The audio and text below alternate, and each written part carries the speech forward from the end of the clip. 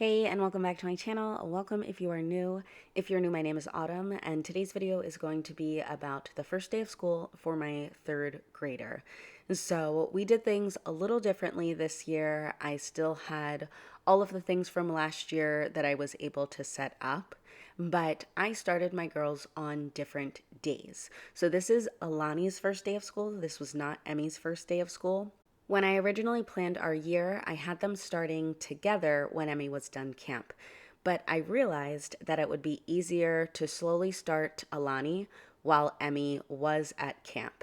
And also, we really just needed the distraction. If you are new to my channel, we recently had to say goodbye to our dog, and this was just really needed. We needed something to just do this week to keep our minds off of the loss. Once Alani was done with her About Me page, I had her choose which notebook she wanted to use for core knowledge skills. So we are using skills because it has grammar, morphology, spelling, there's reading as part of it, and then there's also vocabulary. I used core knowledge language arts with Alani when she was in first grade, but I've never used the skills side, so this is newer for us. We started off with looking through the table of contents so she can see what will be coming up this unit.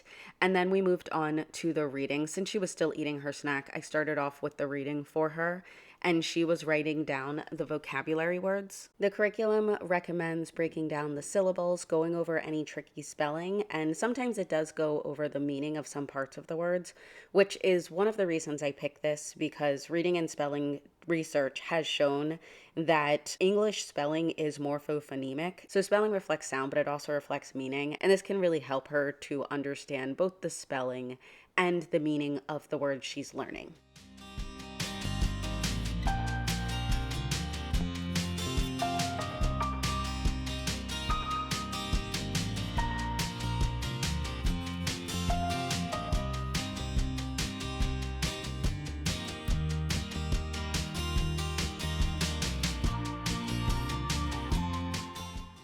Once we were done with vocabulary and reading, we moved into spelling.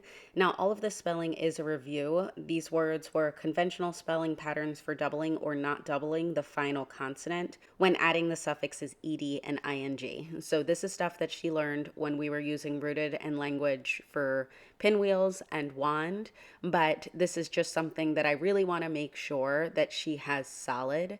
And so I do appreciate this review. And so the way this works is she will be practicing these words for the week, and then at the end of the week, she takes her spelling test. At this point, we had actually had a break, so we went to pick up Emmy from camp, and then we came back for lunch, played a little bit, and then jumped back into things. And so I had written this on the board because this was what she was going to be solving, and this was completely unnecessary. I thought maybe we might do some of the work on the board, but she ended up just doing it in her head. And so I just had her show a little bit of work on her paper for how she got the answer.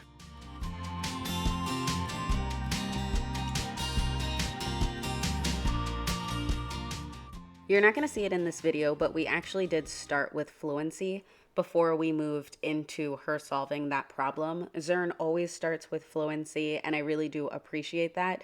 We were doing skip counting in our fluency because we were doing the beginning stages of multiplication. So on the board, we had repeated addition, which is familiar from last year, and then the concept is basically that multiplication is a more efficient way to represent the numbers.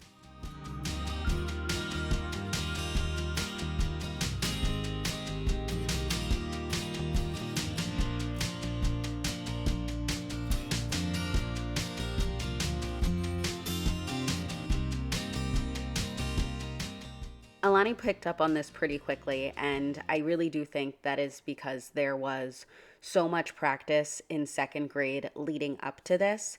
And so this was all the teacher-directed portion where I am introducing the concept and we are practicing it together. And then after that, Alani has a chance to do independent practice on her tablet. And so that is the online portion of Zern that I have her do afterward, and both of my girls absolutely love that part. They were really disappointed last year when we were done math and they couldn't do that anymore. but I will show you a little bit into that. It kind of follows the similar structure where there is fluency practice followed by a guided practice, and then after that there is independent practice.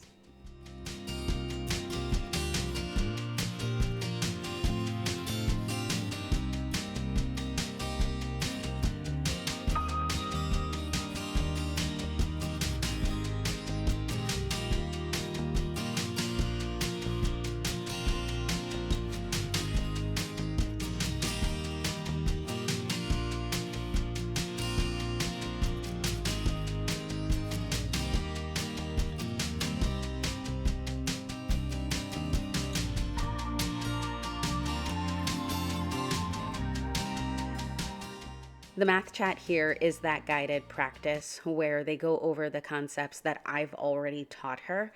If she's doing really well with something, sometimes I can just completely skip over the me part and she can independently do Zern on her own if I know it's just going to be a continuation of something that I've already taught her. But there are notes that go along with it and she follows along. And then when she moves into the independent practice, that is called the Tower of Power. And this is where if she does make any mistakes, it walks her through it and helps her to figure out just what she was supposed to do and make sure she understands the concept, and then she tries again. And so I really do like this, and my girls have so much fun with this.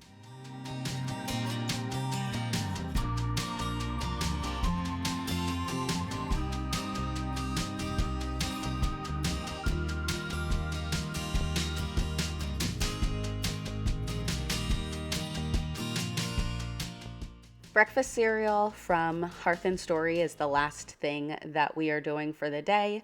You will notice we are missing lots of subjects and there's a lot of curricula that you did not see today. I am slowly moving us into this school year and we'll be adding things a little bit at a time. But I wanted to review setting with Alani because that was going to be something she was doing with breakfast cereal, and I wanted to make sure that she remembered what it was. But thank you so much to the person who recommended these Minecraft books. She has loved them, and she read this one in 2 days, which is unheard of for her because she is not someone who generally really is excited for reading. So this has been great. If you're not yet subscribed, please make sure to hit that subscribe button. And as always, thank you so much for your support on my channel. I will see you in the next video. Bye.